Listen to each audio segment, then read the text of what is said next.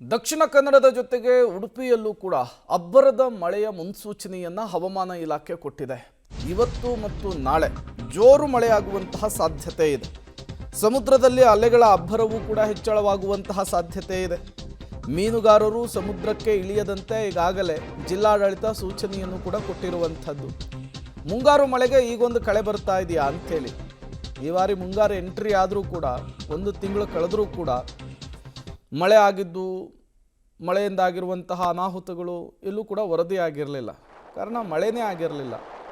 ಇಲ್ಲೊಂದು ದಿನ ಮಳೆ ಆಗಿದ್ದು ಬಿಟ್ಟರೆ ಈ ನಿರಂತರವಾಗಿ ಮಳೆ ಹಿಡ್ಕೊಂಡು ರೈತರು ಕೂಡ ಬೆಳೆ ಕಾರ್ಯಗಳನ್ನು ಮಾಡೋದಕ್ಕೂ ಕೂಡ ಮುಂದಾಗಲಿಲ್ಲ. ಬಟ್ ಈಗ ಒಂದು ತಿಂಗಳ ನಂತರ ನಿಧಾನವಾಗಿ ಮಳೆ ಜಾಸ್ತಿ ಆಗ್ತಾ ಇರುವಂಥದ್ದು. ಉಡುಪಿ, ದಕ್ಷಿಣ ಕನ್ನಡ ಸೇರಿದಂತೆ ಕರಾವಳಿ ಭಾಗದಲ್ಲಿ ಮಳೆಯ ಅಬ್ಬರ ಇವತ್ತು ಮತ್ತು ನಾಳೆ ಜೋರಾಗಿರುತ್ತೆ ಅಂಥೇಳಿ ಉಡುಪಿಗೂ ಕೂಡ ಹವಾಮಾನ ಇಲಾಖೆ ರೆಡ್ ಅಲರ್ಟನ್ನು ಘೋಷಣೆ ಮಾಡಿದೆ.